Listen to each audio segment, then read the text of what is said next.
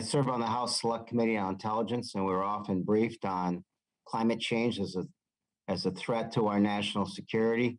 The Pentagon refers to climate change as a, quote, threat multiplier. And recent reports from the Department of Homeland Security, the intelligence community, the National Security Council, and the Armed Services outline the emerging threat of climate change and its ability to wreak havoc, economic havoc, and destabilization in regions, initiate and fuel conflicts, and help foment violence. The hearing today has helped document a long-standing and concerted effort to muddy the scientific waters on the threat of climate change and pointed work to prevent any substantive action to prevent it. Not the least of which was Exxon's internal reports confirmed human global caused warming. Publicly, it took the opposite view, and a 2017 study of Exxon's communications concluding that the company systematically misled 9 scientific audiences about climate change.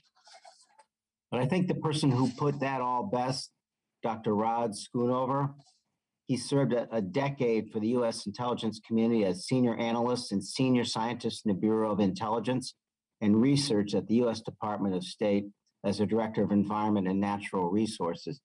He said, and I quote, "If climate change poses a risk to national security, as the Pentagon and intelligence community again reminded us last week, shouldn't we view climate disinformation through the same lens as well?" I think those before us today have to ask themselves, as this investigation goes forward, we need to put it under that prism. Let me make the second point, and that is to remind ourselves of the risk and danger involved in these operations. I guess I'd be remiss not talking about a location literally in my backyard in Whiting, Indiana, the Whiting refinery, that is, one of the largest refineries in the U.S. and its operator, BP. In 1991, the residents of East Chicago noticed oil oozing into their basements. A subterranean spill of 400,000 barrels of oil was discovered in the water table soon thereafter. In 2012, BP had to pay an $8 million penalty and spend $400 million on pollution controls due to the emissions from the Whiting BP. In 2014, Whiting discharged a slug of crude oil into Lake Michigan, close to where children swim and wildlife live. This occurred merely 3 weeks after BP announced it would double its processing of crude at the Whiting facility. Earlier this year, district court judge ruled that BP repeatedly violated limits on emissions, specifically particulate air emission. Between 2015 and 18, they conducted 9 emission tests and failed all 9, demonstrating that Whiting was spewing soot into the Chicagoland area. Mr. Lawler, what are BP's plans for addressing the health effects of its presence in communities like where the Whiting refinery is located?